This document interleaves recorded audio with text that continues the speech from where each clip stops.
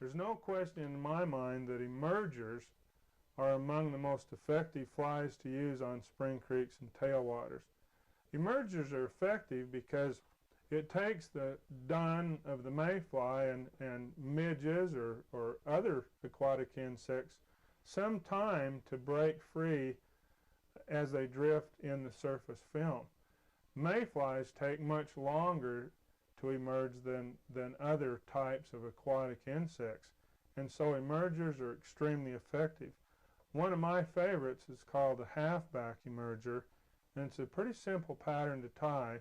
It imitates the mayfly dun as it's just starting to escape from the nymphal case. It almost looks like a floating nymph.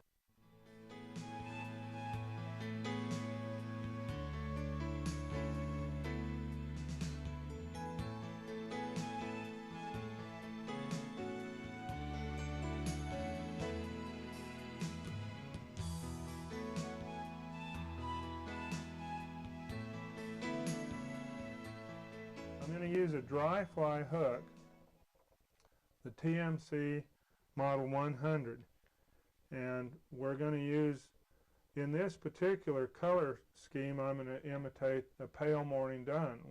So the front part of the fly will be tied with pale yellow dubbing. I could change this to match other mayflies by just changing the color dubbing I use on the front part of the fly. The back part is going to be the same for whatever pattern that I use. And I'm going to imitate the nymphal shuck, or the back part of the nymph, by using some pheasant tail with a little bit of marabou. I want to use materials for the back part of the fly that are water absorbent so they'll break through the surface film. I'm going to rib this with a little bit of this bright copper wire. So I'm going to put my ribbing on, and then we'll just take a few fibers of the pheasant tail, about 5 or 6 fibers. It's really important not to overdress this fly. It should be tied very sparse. And I'm going to put in just a couple of strands of marabou to kind of mix in with this.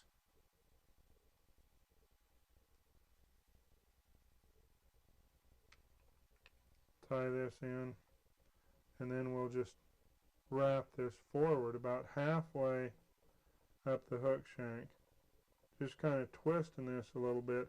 I could use my little dubbing twister, but it's difficult to use if you're tying very small flies because this pheasant tail is so short. Go about halfway up the hook shank and tie this off.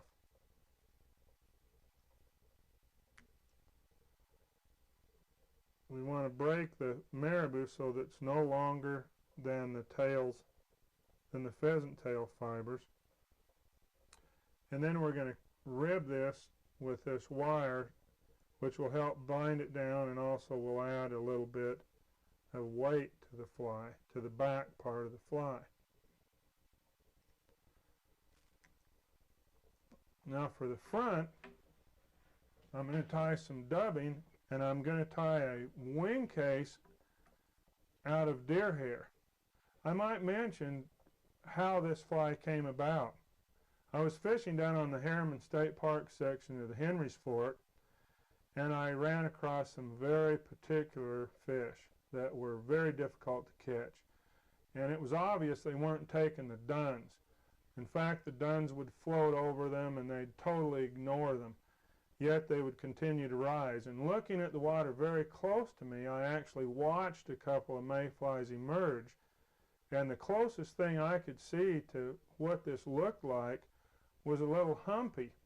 I didn't really have any emergers in my box, but I had some yellow humpies. I took a size 18 yellow humpy and I cut the wings completely off and also cut the hackle off. So all I had was just the hump and the tail. And they actually work very well. And so from that, I worked on a pattern that would give that same effect, and I've watched a lot of mayflies emerge in an aquarium, and they look very much like this particular emerger. Now, you don't have to use deer hair for the wing case. You do need something that you can form kind of a hump, and I've used very thin foam and pulled it over the top. I've also used CDC feathers, a bunch of CDC fibers, and pull over. But the original pattern was tied with deer hair, so that's what I'm going to use. And I'm going to tie this just like I would tie a humpy. So the first thing I'm going to do, I've cut a little bit of hair, and I'm going to comb all the little guard hair and this little fuzz and short hairs out. And then I'm going to tie this in about the same way that you would tie a humpy. And when you tie this in, you want to cut the hair all even to start with. That's really important if you're tying hair on to form kind of a hump, just like a humpy. Now I'm going to lay the thread right up next to this tight hair and start to tighten. I can't get all this hair tight with one turn, so each consecutive turn, I'm tightening a little more until I've been able to bind this hair down. So there's my hair tied in. I'm going to clip any little excess hair, and then I'm going to dub the mayfly portion of this, the merging part, with this pale yellow.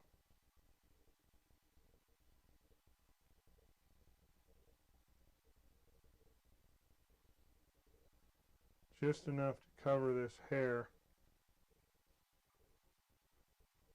You need to leave plenty of room at the head because we've got to bind all this hair down. Now I'm just going to form a hump with the hair by holding the hair straight up and pulling it over this body material. There's a couple of turns,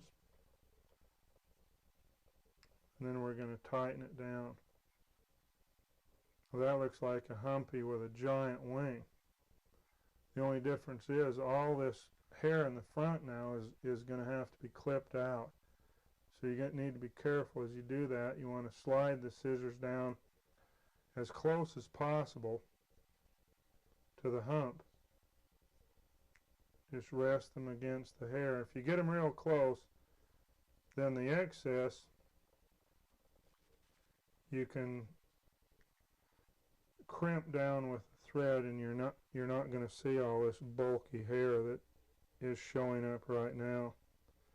You know, really this fly would work just fine just the way it is.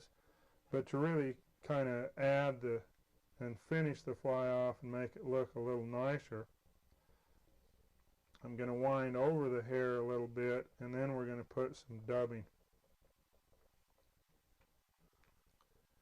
And you're going to need to dub very thin so that you don't have a great big monster head on here.